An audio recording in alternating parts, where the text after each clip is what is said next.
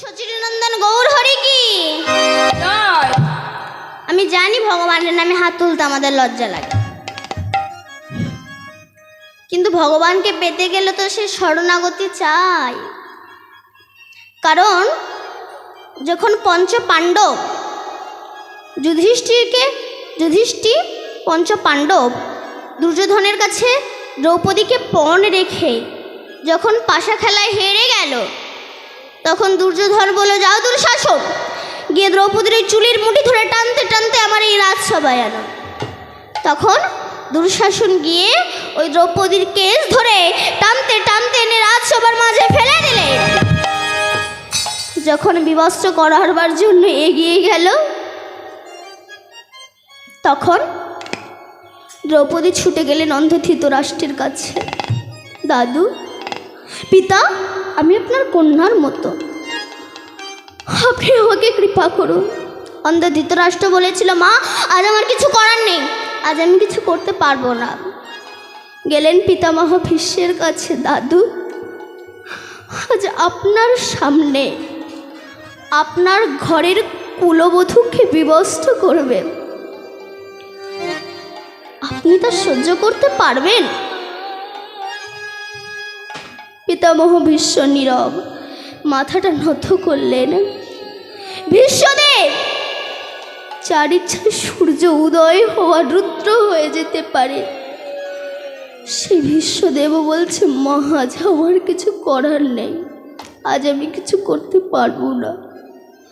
গেলেন গুরুদেব দ্রোণাচার্যের কাছে। গুরুদেব, ওই যে কথাই বলে না, অজ্ঞান তিমিরান্ধস্য জ্ঞানাঞ্জন শলাকায়া রাধে রাধে চক্ষুষমিলিতং যেন তস্মৈষ্ঠে গুরুবে নমঃ। অন্ধকার নিশানা থেকে যিনি আলোর নিশানায় পৌঁছে দেয়, তিনি তো প্রকৃত গুরু। আজ আপনার সামনে আপনার শিষ্যকে বিবস্ত্র করবে, আপনি তা সহ্য করতে পারবেন? পিতামহ গুরুদেব দ্রোণাচার্য মাথা নত করলেন। গেলেন ধর্মরাজ যুধিষ্ঠিরের কাছে। গো স্বামী, আপনি না ধর্মরাজ, আপনি কোন ধর্ম পালন করছেন যে আপনার স্ত্রীকে বিবস্ত্র করার জন্য সবাই তৈরি, আপনি চুপ করে বসে আছেন? কিসের ধর্মরাজ আপনি? ধর্মরাজ যুধিষ্ঠির মাথা নত করলেন।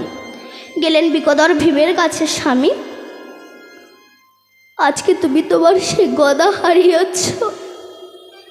গেলেন গান্ডীবধারী অর্জুনের কাছে। ও স্বামী, তোমার কি সেই গান্ডীব হলে পুড়ে ছাই? যখন কেউ কিছু বলছে না, তখন দ্রৌপদী বুঝতে পেরেছিল, এই জগৎ সংসারে আমার আপনজন কেউ নয়। আপনজন যদি থাকতেই হয় তবে মধুসূদন। তখন দ্রৌপদী এক হাতে বস্ত্র চেপে আর এক হাত দিয়ে ডাক দিয়েছে, মধুসূদন, দয়াময় মধুসূদন, ও দয়াময়, ও গো বিমল বন্ধন মধুসূদন গো, একেবারে দেখা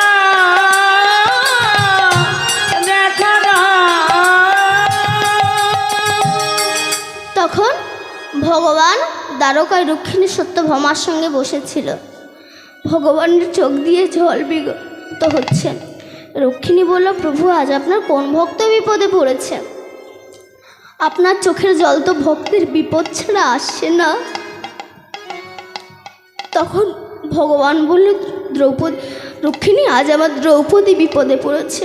নারদ বলল, প্রভু, আপনি না বিপদভঞ্জন মধুসূদন, আজ আপনার ভক্ত বিপদে পড়েছে, আপনি তাকে রক্ষা করছেন না কেন?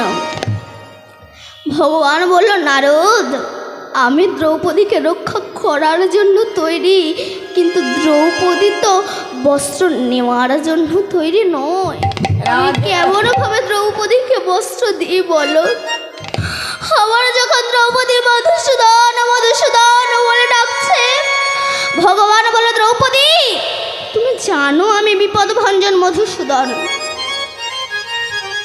তা সত্ত্বেও তোমার হৃদয়ে এখন সেই বিশ্বাসটা জাগেনি যে কৃষ্ণ আমাকে উপকার করবে কি না করবে, সহায়তা করবে কি না করবে। তাই তুমি এক হাতে এখনো বস্ত্র চেপে আছো আর এক হাত দিয়ে আমায় ডাকছো। এভাবে আমাকে অপমান করা যায় না দ্রৌপদী। সঙ্গে সঙ্গে দ্রৌপদীর চৈতন্য হলো, ওই বস্ত্র ফেলে দিয়ে দুহাত তুলে ডাক দিলেন মধুসূদন।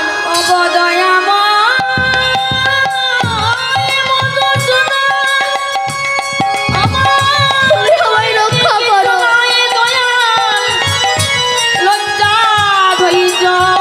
গৌরব তোমার চরণে দিলামে দয়াময়, লজ্জা করতে তুমি উদ্ধার করো দয়াময়। তখন ভগবান বস্ত্রের কাণ্ডারি হয়ে দ্রৌপদীকে রক্ষা করল। তাহলে ভগবানকে পেতে গেলে তো সেই শরণাগতি চাই। আমি যখন বললাম সচিনন্দন গৌর হরিকে, আপনার এই সামনের কটা মা হাত তুলেছে, পেছনের কেউ হাত তোলেনি। তাহলে আমরা যদি না হাত তুলি ভগবান কি আমাদেরকে কৃপা করবে? দ্রৌপদী যতক্ষণ না দুটি বাহু তোলো ততক্ষণ কি ভগবানের কৃপা পেল? তাহলে আমরাও যদি না দুটি হাত তুলি ভগবান আমাদেরকে কৃপা করবে না। তাই সবাই মেয়ে বলল নিতাই গৌর সিদ্ধানন্দ ব্রহ্মানন্দে হরি বল হরি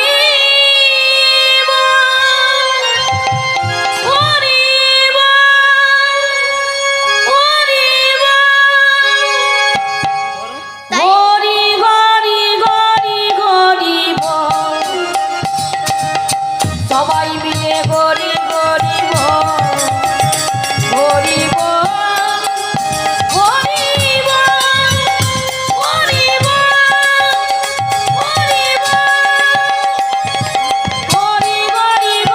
হরি সবাই মিলে হরি হরি মনে যদি আগুন লাগে হরি নামে বলো বদনে, মনে যদি আগুন লাগে হরি নামে বলো বদনে। হরি বল হরি বল হরি বল হরি হরি হরি হরি বল সবাই মিলে হরি হরি বল সবাই মিলে হরি হরি বল সবাই মিলে হরি হরি নিতাই গৌর হরি বল। রাধে। বাহ, একটা কথাই বলি বাবা, বিশ্বাসে মিলাই বস্তু, তর্কে বহুদূর। দুর্যোধনের বাবার নাম ছিল ধৃতরাষ্ট্র। এর একটা ভাই ছিল যার নাম হচ্ছে বিদুর। বিদুর বারবার কৃষ্ণকে বলেছিল যে বিদুর বারবার ধৃতরাষ্ট্রকে বলেছিল, দাদা তুমি তোমার ছেলেগুলোকে কৃষ্ণ বিদ্বেষী করো না, নইলে তোমার এই রাজত্ব ধ্বংস হয়ে যাবে। এই কথা দুর্যোধন শুনতে পেয়েছিল, কষাঘাতের বাক্য প্রয়োগ করেছিল, দাসীপুত্র বিদুর এখান থেকে বেরিয়ে যাও। বিদুর কোনো কথা বলেনি, মাথাটা নিচু করে চলে গিয়েছিল। এই বিদুর কিন্তু যুদ্ধে অংশগ্রহণ করেনি, বলরামও কিন্তু যুদ্ধে অংশগ্রহণ করেনি। তখন নারদ কৃষ্ণকে বলল যে হে কৃষ্ণ দয়াময়, তুমি তো বললে যে আমাকে চাই আমি তাকে চাই, যে আমাকে না চাই তাকে আমি না চাই। তা প্রভু আপনি অর্জুনদের দলে গেলে অর্থাৎ পঞ্চ পাণ্ডবদের দলে গেলে কিন্তু কৌরবদের দলে গেলে না কেন? তখন ভগবান বলল ওরা অহংকারী বলেন, ওদের ভিতরে সেই বিশ্বাসটা নেই। নারদ বলল আচ্ছা ওদের ভিতরে যে বিশ্বাস নেই তোমার কাছে কোনো প্রমাণ আছে? তখন ভগবান কি করেছে, একটা সূচ নিয়েছে আর একটা ভীষণ বড় হাতি নিয়ে ওই সূচের ছিদ্র থেকে, বলুন তোমার সূচের ছিদ্র বার কতটুকু হবে? কতটুকুনি হয়? খুব সূক্ষ্ম। আর আমার ভগবান কি করেছে, ওই সূচের ছিদ্র থেকে একটা বিশাল বড় হাতিকে এপার থেকে ওপার করে দিয়েছে। নারদ বলে, প্রভু আপনি করলেন কি? আমি সুতো এপার থেকে ওপারে দিতে পারি না, আপনি একটা ভীষণ বড় হাতিকে এপার থেকে ওপার করে দিয়েছেন। ভগবান বললেন, নারদ তুমি দেখেছো তো? বলে হ্যাঁ। ভগবান বলল, শোনো নারদ, এই কথাটা তুমি দুর্যোধনের কাছে গিয়ে বলবে এবং তারা কি বলে শুনে পঞ্চ পাণ্ডবের কাছে যাবে, তারপর তারা কি বলে শুনে তুমি আমার কাছে আসবে। তখন নারদ কি করেছে, সেই সুসটাকে নিয়ে আজ কৃষ্ণ নাম করতে করতে দুর্যোধনের কাছে চলেছে। কৃষ্ণ কেশব কৃষ্ণ কেশব সুধা মাখা হরিনাম হরিনাম মধু মাখা হরিনাম।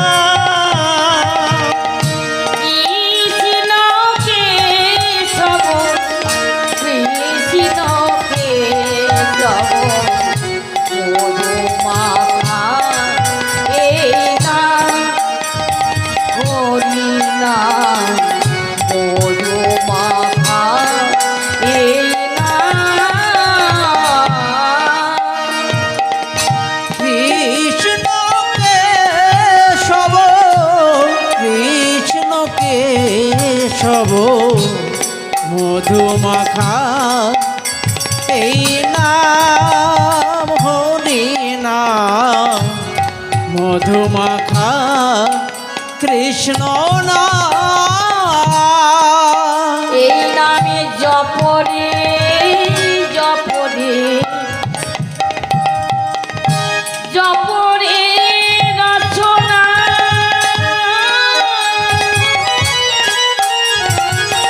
জপরে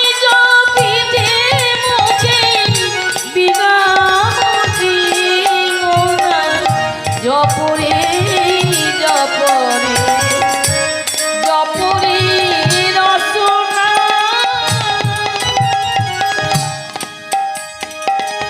নামি জপিতে মুখে বিরামদি নামে পাবি দূরে যাবে অভাব মিটাবে নামে পাবি দূরে যাবে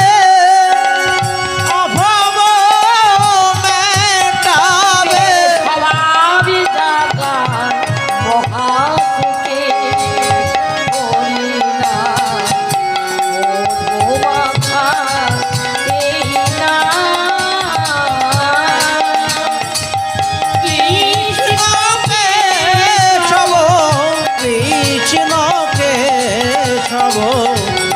মধুমাখা এই নাম হরি নাম সুধামাখা কৃষ্ণ নাম। নারায়ণ নারায়ণ নারায়ণ। দেখবেন যারা একটু ধনী ব্যক্তি হয় তাদের কিন্তু একটু ঘুমটা ভাগতে দেরি হয়। আর নারদ গিয়েছে সকাল সকাল, নারদ গিয়ে ডাক দিয়েছে, দুর্যোধন। এখনো কিন্তু বাবা ঘুম চোখটা ডলতে ডলতে বেরিয়ে এসেছে। নারদ ঋষি বলুন কেন এসেছে? তখন নারদ ঋষি বলছে, দুর্যোধন এই সুচটা দেখতে পাচ্ছ? এই কি আছে সেকে বেঁধে ফেলতো, সকাল সকাল আমাকে সুচ দেখাতে এনেছে। আরে বাবা রাগ করছো কেন? আমার কথাটা তো শোনো। জানো আমার কৃষ্ণ না এই সূচের ছিদ্র থেকে একটা বিশাল বড় হাতিকে এপার থেকে ওপার করে দিয়েছে। তখন দুর্যোধন বলল, গল্প কথা সকাল সকাল আমাকে শোনাতে এসেছে, একে বেঁধে ফেলতো। নারদ বলে, বাধার দরকার নেই, আমি চলেই যাচ্ছি। বাবা নারদকে মারেনি, ভাগ্য ভালো। এবার নারদ গিয়েছে পঞ্চ পাণ্ডবের দরজায়। হ্যাঁ, দ্বিতীয় পাণ্ডব ভীম সবেমাত্র দরজাটা খুলেছে। খুলে মনে মনে ভাবছে, আজ আমার কি সৌভাগ্য যে আমি সকালবেলা উঠে আপনার মতো মুনি ঋষির চরণ দর্শন হয়ে গেল। আসুন আসুন, বসুন। বসিয়েছেন। বাবা পঞ্চ পাণ্ডব গঙ্গার জল এনে চরণ ধৌত করবে তো চোখের জলে চরণ ধৌত করে দিয়েছে। বলছে, বলুন নারদ ঋষি, আপনি কেন এসেছেন? তখন নারদ বলছে, জানো, আমার কৃষ্ণ না এই সূচের ছিদ্র থেকে একটা বিশাল বড় হাতিকে এপার থেকে ওপার করে দিয়েছে। তখন পঞ্চপাণ্ডব হাসছে। তখন নারদ বলছে, তোমরা হাসছো কেন? পঞ্চপাণ্ডব বলছে, তুমি শুধু এইটুকু দেখাতে এসেছো যে আমার কৃষ্ণ একটা হাতি এপার ওপার করেছে? যদি আমার কৃষ্ণ মনে করে তবে এই বিশ্ব ব্রহ্মাণ্ডটাকে সূর্যের এপার থেকে ওপার করে দিতে পারে। রাধে রাধে। এই হচ্ছে বিশ্বাস। ভগবান নিজে দুর্যোধনকে বলেছিল, দুর্যোধন, যুদ্ধ করো না, 5টা ভাইকে 5টা গ্রাম দাও। দুর্যোধন কি বলেছিল? বিনা যুদ্ধে সূচগ্র মেদিনী না করিব দান। ভগবান বলেছিল তোমার সর্বনাশ হবে। দুর্যোধন বলল, দুঃশাসন, আমার শত্রু কৃষ্ণ, একে বেঁধে ফেল। যেই না বাদ দিয়ে গেল, একা ভগবান চতুর্দিকে ছড়িয়ে গেল। ওটা ভগবানকে বাঁধবে? ভগবান অট্ট হাসি দিয়ে বলেছিল, দুর্যোধন, ভক্তি বিনা দড়িতে আমাকে বাঁধা যায় না। আমার মা 9 লক্ষ ধেনুর দড়ি জোড়া দিয়েছিল, বাঁধতে পেরেছিল না। আমাকে বাঁধতে গেলে লাগবে ভক্তি, ভক্তি মিশ্রিত রাগ। দুর্যোধন বলল, কৃষ্ণ, হয়তো আমার ভুল হয়ে গিয়েছে, তা আগামী কল্লপ্রাতে যে যুদ্ধ হবে সেই যুদ্ধে তুমি কার পক্ষ হবে?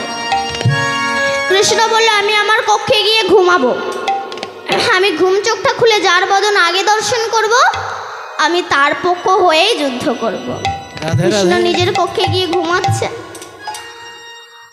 আর দুর্যোধনের বাবা সেদিন চোখে ঘুমিয়ে আসছে না, মনে মনে ভাবছি একটু একটু সকাল হবে, আমি চলে যাব। এখনও কিন্তু বাবা সকাল হয়নি, একটু রাত আছে। দুর্যোধন কৃষ্ণের দরজায় চলে গিয়েছে।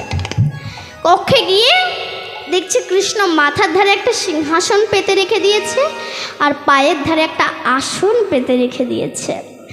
দুর্যোধন কি করেছে? ওই সিংহাসনে বসেছে। দেখবেন বাবা, যারা একটু বড় লোক হয়, আমি সবার কথা বলছি না, অধিকাংশ ব্যক্তি দেখবে এনে একটা পায়ের ওপর আর একটা পা তুলে দিয়ে কিন্তু নাড়ায়। দুর্যোধন একটা পায়ের ওপর আর একটা পা তুলে দিয়ে নাড়াচ্ছে, আর দুর্যোধনের ওই পায়ের ধুলা আমার কৃষ্ণের মাথায় পড়ছে।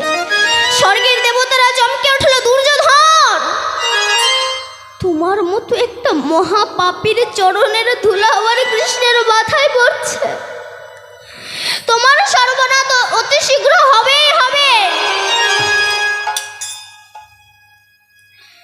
আর বাবা, সেদিন দ্বিতীয় পাণ্ডব অর্জুনের এমন চোখে কাল নিদ্রা নেমে এলো, উঠতে অনেক দেরি হয়ে গেল।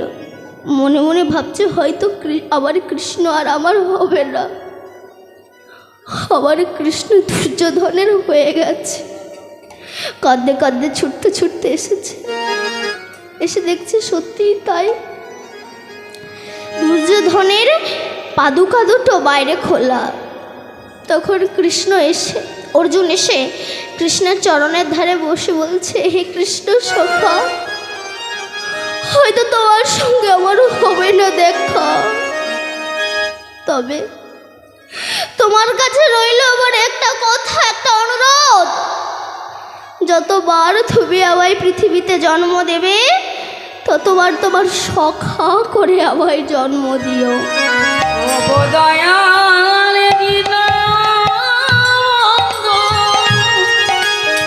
অর্জুন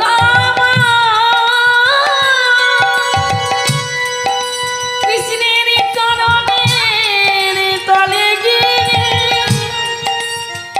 ও গো সকালে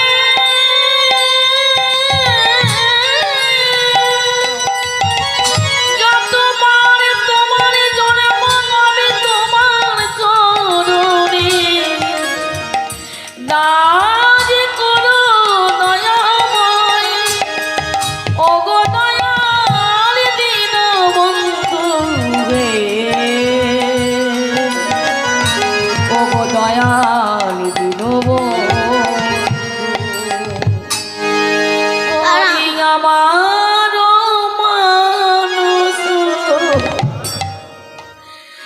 সন্তপূর্ণ স্মৃতি এতে কি তোমার দুঃখ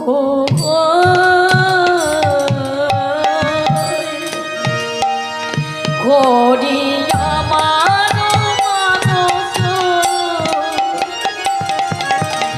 সন্তপূর্ণ স্মৃতি এতে কি তোমার দুঃখ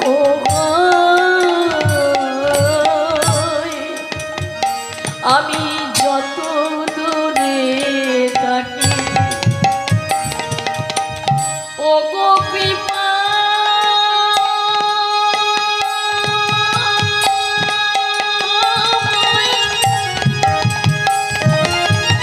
যোগে যোগে যেন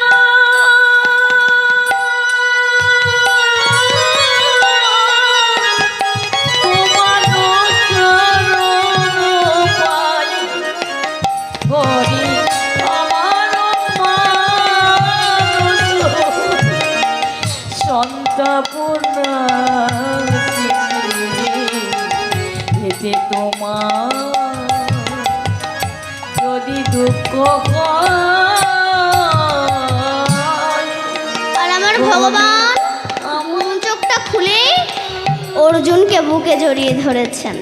এই জায়গাটাই ভগবান বলেছিল, আমাকে যে চাই আমি তাকে চাই, আমাকে যে না চাই আমি তাকে না চাই। বাবা পশু কৃষ্ণ বলে, কিন্তু আমার মতো পশু যারা এরা কৃষ্ণ বলে না। যখন রামচন্দ্র সরজ নদীতে স্নান করতে গিয়েছিল, সেই সময় রামচন্দ্রের তীরটা মাটিতে পুঁতে রেখে গিয়েছিল। এবার স্নান করে উঠে এসে তীরটা তুলে দেখছে একটা ব্যাঙ বিধে আছে, রক্ত টপ টপ করে পড়ছে। রাম বলল, আচ্ছা ব্যাঙ, সাপে যখন তোমায় ধরে তুমি আমায় ডাকো, আজ আমি তোমায় তীরবিদ্ধ করলাম, তুমি তো কোনো কিছু বললে না। ব্যাঙ বলছে, প্রভু সাপে যখন আমায় ধরে সেই সময় আমি তোমায় ডেকে বলি, হে প্রভু রাম তুমি রক্ষা করো। রাধে যাকে ডেকে বলি তুমি রক্ষা করো, সেই রক্ষা কর্তাই যদি আমাকে মারে আমি কি করবো বলো। পশু কৃষ্ণ বলে, কিন্তু আমার মতো পশু এরা কৃষ্ণ বলে না। রামচন্দ্র মনে মনে ভাবছে, হনুমান বানর পাথর ভাসে সেতু তৈরি করেছে, আমি ভগবান কই, আমি তো একবার ট্রাই করে দেখলাম না। রামচন্দ্র গিয়েছে রাত 12টার সময় নদীর কাছে। রাত 12টার সময় গেল কেন? যদি পাথর না ভাসে, সেন্টিমেন্টের ব্যাপার না, তাই রাত 12টার সময় গিয়েছে। গিয়ে যেটা 50 গ্রাম পাথর ছুঁড়ে মেরেছে, টুস করে ডুবে গেছে। কি দেখলো না তো, আবার একটা ছুঁড়ে মেরেছে, আবার ডুবে গেছে। গাছে বসেছিল হনুমান, জয় রাম। হনুমান তুমি এখানে? বলে, প্রভু আপনি পাথর ভাসাচ্ছেন, তা আমি এখানে থাকবো না?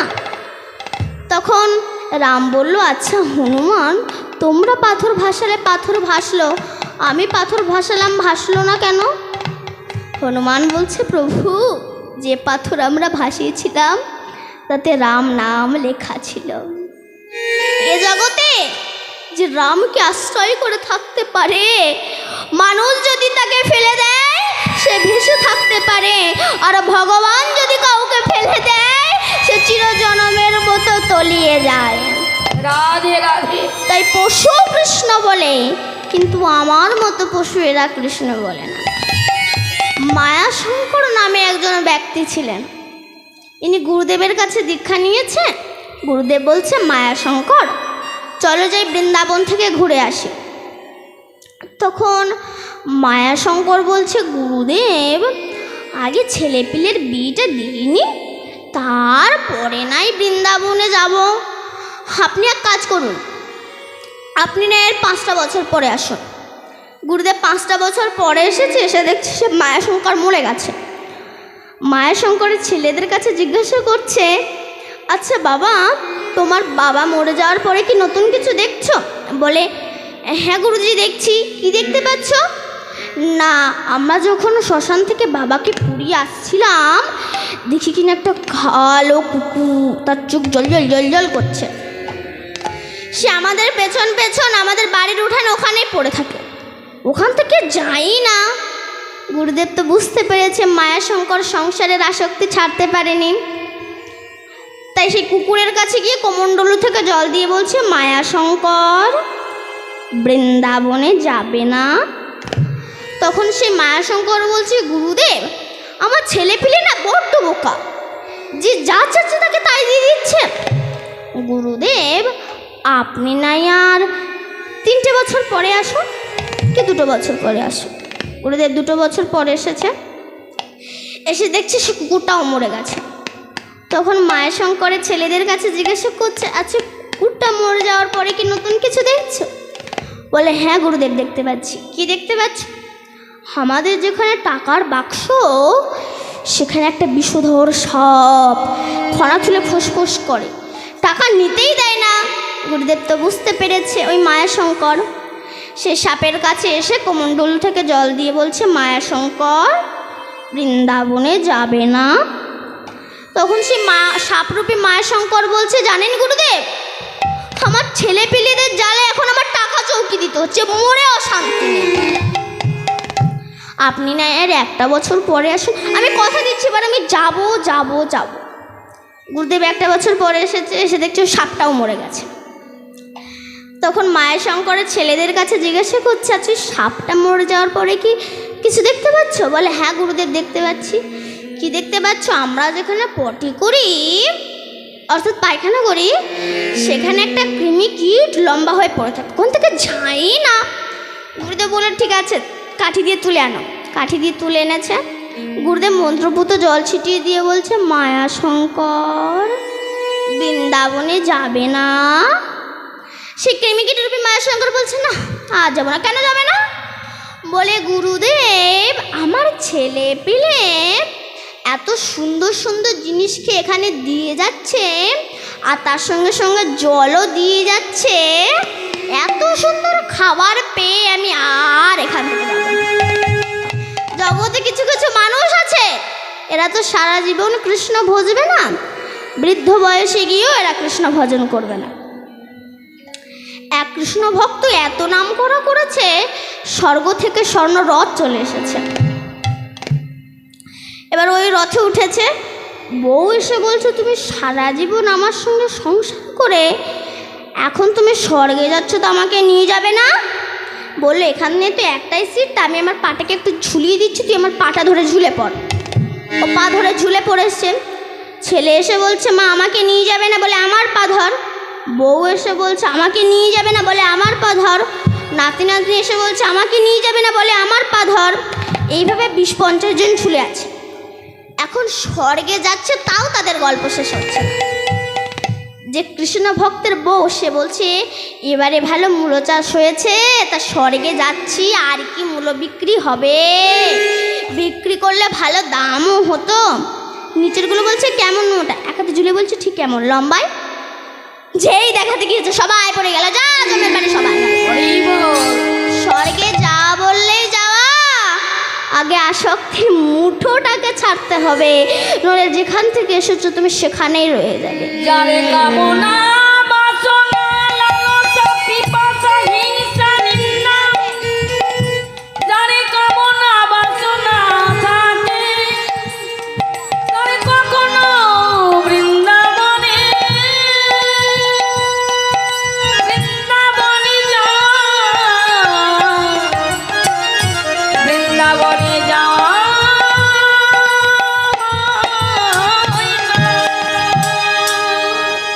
সংসারে কি পেয়েছেন আপনারা? এখানে শুধু দুঃখ, জ্বালা, যন্ত্রণা, ব্যথা, বেদনা এসব ছাড়া কি পেয়েছে? এই সংসার কারাগার থেকে কিন্তু মা মুক্তি পাওয়া ভীষণ কঠিন বিষয়। কোনো আসামি যখন অপরাধ করে তখন তাকে জেলখানায় রাখা হয়, কিন্তু তার জন্য নির্দিষ্ট দিন রাখা হয় যে অমুক দিন ছাড়া পাবে। কিন্তু সংসারে মানুষের জন্য নির্দিষ্ট দিন নেই যে অমুক দিন ছাড়া পাবে। আবার কি হয়, অনেক আসামি কারাগারের পাঁচিল টপকে প্রহরীর চোখে ধুলো দিয়ে পালিয়ে যায়। কিন্তু এই সংসার কারাগারের পাঁচিলটা এত উঁচু, এর থেকে পালিয়ে যাওয়া ভীষণ কঠিন বিষয়। আর এখানে প্রহরীর সংখ্যা প্রচুর। কাম, ক্রোধ, লোভ, মোহ, মদ, মাৎসর্য, ছেলে, পুত্র, স্ত্রী, নাতি নাতনি প্রচুর। এদের চোখে ধুলো দিয়ে যাওয়া কিন্তু ভীষণ কঠিন বিষয়। দেখবেন ফুটবল খেলার মাঠে যখন খেলোয়াড়রা খেলতে নামে, তখন এই খেলোয়াড় ফুটবলকে লাথি মেরে ওই খেলোয়াড়ের পায়ে দেয়, ওই খেলোয়াড় ফুটবলকে লাথি মেরে ওই খেলোয়াড়ের পায়ে দেয়, এভাবে চলতে থাকে। তখন ফুটবল মনে মনে ভাবছে, আমি কখন গুলকির কাছে যাব, গুলকি হয়তো আমাকে লাথি মারবে, কিন্তু সে তো প্রথমে আমায় বুকে করে নেবে। সংসারে প্রত্যেকটা বাবা মায়ের ঠিক এই একই অবস্থা। বড় ছেলের কাছে লাথি খেয়ে মেজো ছেলে, মেজো ছেলের কাছে লাথি খেয়ে সেজো ছেলে, সেজো ছেলের কাছে লাথি খেয়ে ছোট ছেলে, ছেলের কাছে লাথি খেয়ে বৌমা, বৌমার কাছে লাথি খেয়ে নাতি নাতনি, নাতি নাতনির কাছে লাথি খেয়ে আত্মীয় স্বজন। আর এই লাথি খেতে খেতে আমরা বার্ধক্যই পরিপূর্ণ হয়ে যায়।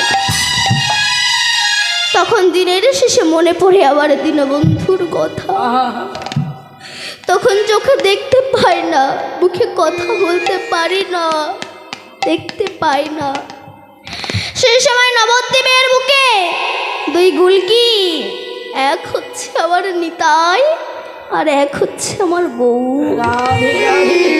তারা এসে বলছে, ওরে তোদের যে লাঠি খেতে খেতে তোদের যে অন্তিম সময় চলে এসেছে, তোদেরকে কেউ না দেখুক, আমরা দুটি ভাই আমাদের বুকে আয়, একবার বলে হরে কৃষ্ণ কৃষ্ণ কৃষ্ণ হরে হরে, হরে রাম রাম রাম রাম রাম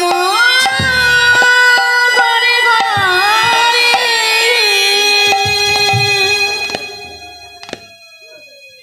তাই সুরধ্বনির তীরে অতি মনোহরে বিহারে গৌরাঙ্গ রায়, দীনহীন জনে গৌরাঙ্গ পায় বেদাস লোচনে কয়।